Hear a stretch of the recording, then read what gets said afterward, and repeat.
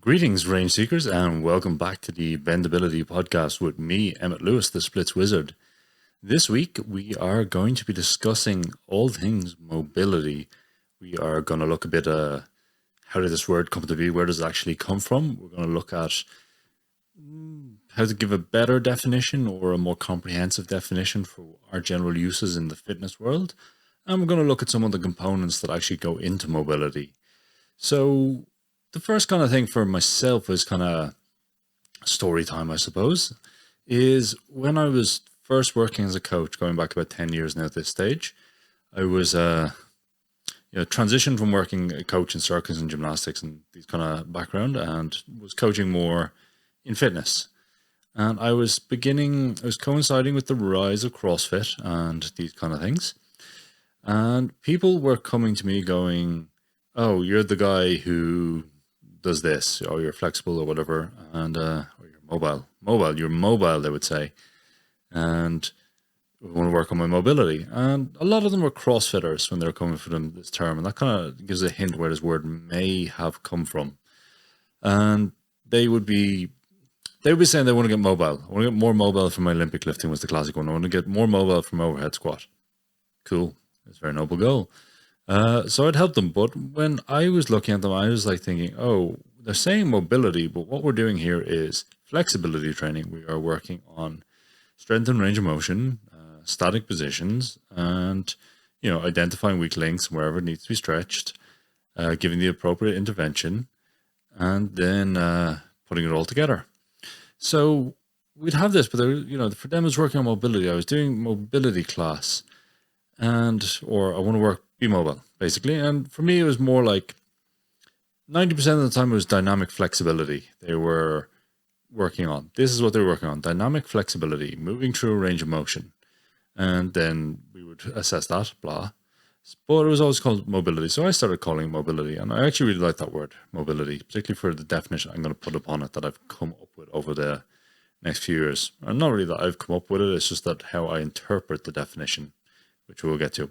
So then soon after, probably a year or two after that, Kelly Starrett came on the scene. And I suppose he was already on the scene, but he came onto my radar. I was kind of oblivious to greater trends in fitness and all these, as we might know. I try to avoid them. I try to avoid fitness in general, as you might have noticed.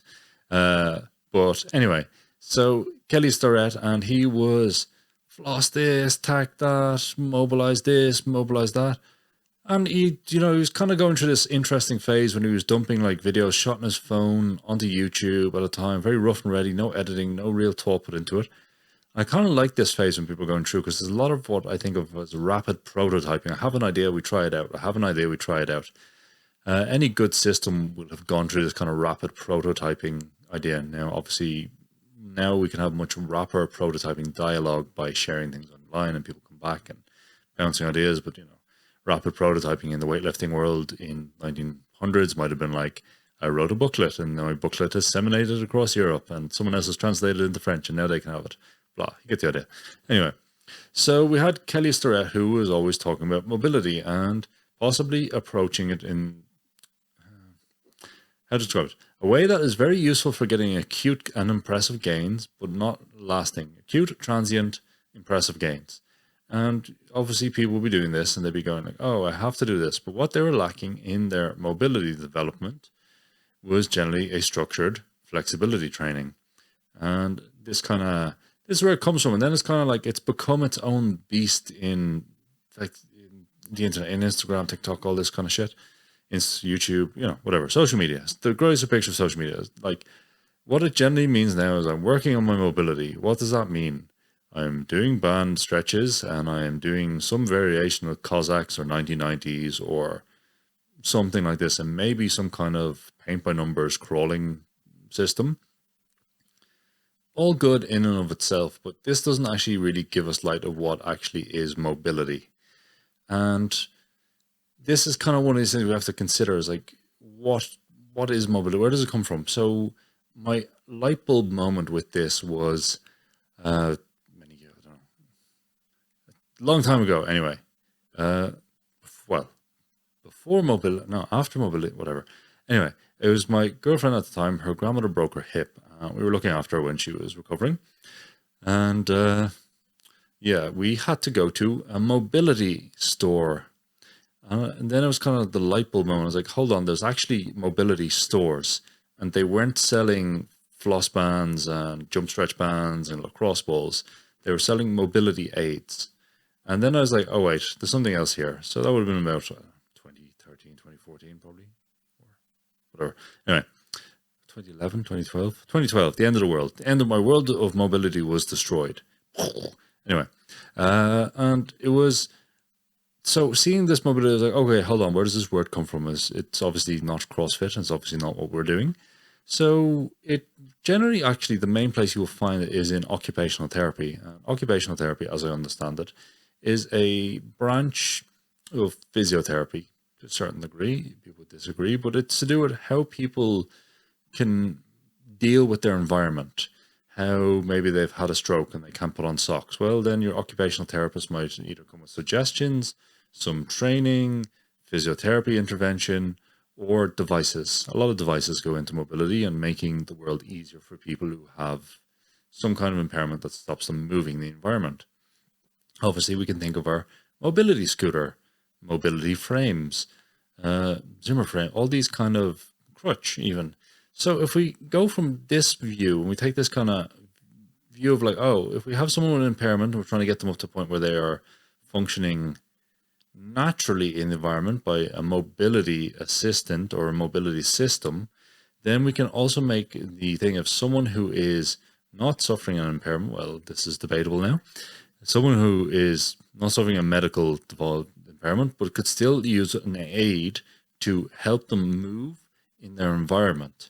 So this begins to get a bit better. It begins to paint a picture that we have a actor, we have a person, an organism, whatever, operating in an environment. And the environment will impose certain demands, or the person will have certain outcomes of what they want to do in this environment. And then they will need to draw upon their resources.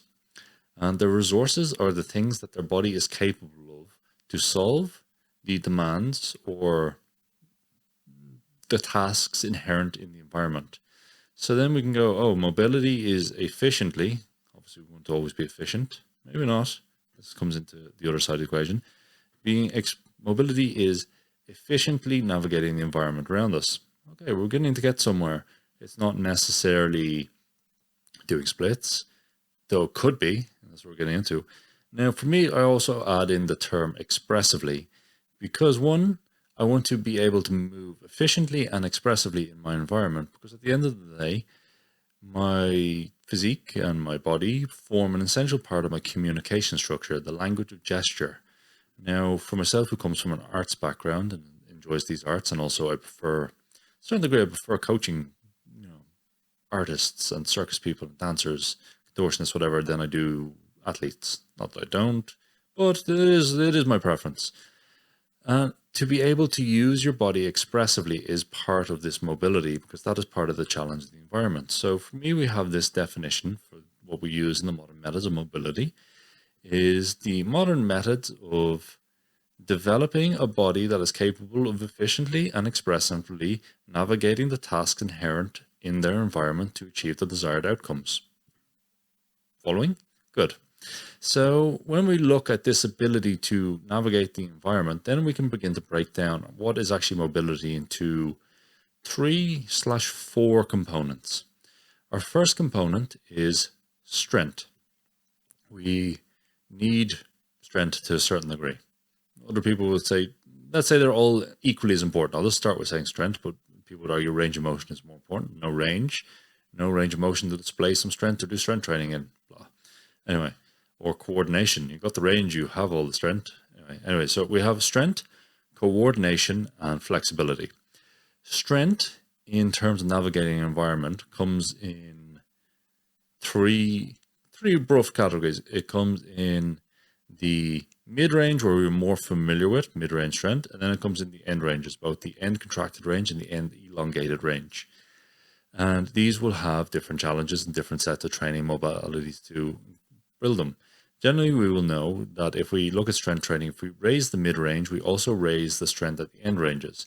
What gets into the the understanding and the misunderstanding in end range strength, which we're going to cover in its whole episode, is we have end range strength training, the end ranges of the range of motion we have currently available, and we have beyond end range training, where we are trying to teach the body to enter and exit safely ranges of motion that are beyond its current capacity. So remember that for the coming podcast. Now, the next one is we have flexibility. We have our different types of flexibility. We're going to do an episode on that as well, but I wanted to set the scene with mobility first. And flexibility can be thought of range of motion displayed in various positions and various joints. So we can think of that. Then we can also think of the strength as applied to range of motion. These are kind of active flexibility. Get that. And then we can think of coordination. Coordination is the ability to use the body, and it also factors in perceptions in the environment. So it can be an internal perception. It's like, oh, my toes are pointed. And you think, yes, my toes are really pointed. And then you look at the video and your toes aren't pointed. Anyone who does handstands or aerial or ballet will know this. At the same time, we can also think of the external perception of like, oh, there's a ball thrown at me, and then I need to dodge the ball in some way. I will draw on my resources, my strength. I will jump over the ball. I'm very strong, very powerful. I can jump over the ball. I'm very flexible. I will drop into a split and come back up. Different ways to solve the challenges in the environment based on the rapid perceptions. I had a very interesting direct lesson in this idea, what I'm talking about, quite recently, that for those who don't know, I live on a petting zoo. I have got some horses, we've got some pigs, we've got some sheep, and we're in one of our fields, and the pigs were up in one of the fields, but they seen us in it. They can get into the other field, so they came over and they're very friendly, but they're big and they're fucking scary. Pigs are scary and hairy. They're very hairy and very scary, very friendly, very personable, these pigs. But so we're in the field with three girls. All the girls would have been about the same height, weight, and all of them had a very different training background. Some were slightly more flexible, some were slightly stronger, and other stuff. So they seen the pigs coming towards them, a perception of a threat in the environment, and they decided to exit the field while I was trying to stop the pigs coming in. So I was holding them back, and they all ran at the gate. And we know these farm gates for a field that has the slatted bars, kind of horizontal bars going across. Every girl who approached it went over based differently on the resources they had available. And this is coordination as well. So one girl basically stepped through the bar and done a Cossack squat, or classic side-to-side Cossack squat with a hip hinge kind of motion, and flowed gracefully through it. Another girl who was possibly as flexible but more explosive vaulted it, kind of like a step vault in parkour, up and over, legs went up like a step vault, or is it a teep vault? I can't remember. Some parkour. When you grab on and both legs go over to the side. Anyway, pass through a kind of squat position. And then one of the other girls kind of scaled it and got to the top, then jumped off and rolled. So we have these three almost equivalent people, not quite, but almost. Each one drew differently on the resources to solve the efficient challenge of getting through the gate before the pigs eat them. So we can see that we have these resources that can be combined and used in different ways. One person doing closed chain flexibility, one person doing open chain dynamic flexibility, one person choosing not to use flexibility. So what we are thinking about in mobility is that if we can take a snapshot of a person, we can isolate the resources they are lacking, and in the subset, we can then stage a proper intervention that will increase their mobility. So we can think about, say, coordination. Coordination in different degrees is one. It can be thought of as translating a visual, audio, or tactile cueing sensory projection into an actual movement. So I see someone do something, or someone explains it to me. I watch a video on Instagram and someone explains some cues. I then go and try and replicate that movement as best I can, and hopefully it works. And then you look at yourself and go, oh, did my sensory map match my projection and what I thought that movement should feel like? Oh no, we have a decrement between the sensory map and the movement ability, and they are not the same, so we need to get them to overlap more. This can come in terms of, particularly when we're thinking about, say, art forms or artistic endeavors, pole dance, or things like, oh, I think my leg is straight and I think I'm in my big split, but no, when I look at the video, my big split and my rainbow Marchenko is not as aesthetic looking as I wanted. So then I have to go and scan my map when I'm doing the movement and think, oh, my knee wasn't fully extended last time. Focus on the knee. This is when we can begin to build what I think I'm doing, what I'm actually doing, and then what they begin to coincide. This is the internal side of the coordination. The external side of the coordination involves the perception of what is going on in the environment. The pigs are running after me. I have a fence. I've perceived that getting through the gap of the fence is possible to me. How do I solve the problem? Do I dive roll? Do I step through and do a split? These things. So by raising the mobility, so let's say we took this person who stepped through the fence, and I know them, they're not super explosive, they're not super strong on their legs. Whereas if we spent time raising their strength and getting better at jumping and teaching them to vault properly, then when the perception of the pig comes, and let's say we had only a wooden fence that was completely blocked off, then the resource to actually, the constraints of the environment implies that their mobility must be used in the way that will have them going over the fence. So hopefully you're following along with me now and showing how we have these different components we can break down of strength, coordination, flexibility into their separate components. We can assess these separate components, raise them up, and by raising up a separate component, let's say I'm super flexible, but I can't lift my leg. I can do splits, do massive oversplit, but I can't lift my leg past 90 degrees. Well, then the person for their active flexibility resource is quite low. We train that, we get it up. Oh, then we put them in an environment that requires the task to be fulfilled. Tasks can be answered in many different ways by drawing on the resources and combining them. This is what gives us our mobility. It's a hybrid quantity based around these three main capacities. The other capacity we could say that belongs in there is endurance, the ability, work capacity, or the ability to express our range of motion over a long period of time.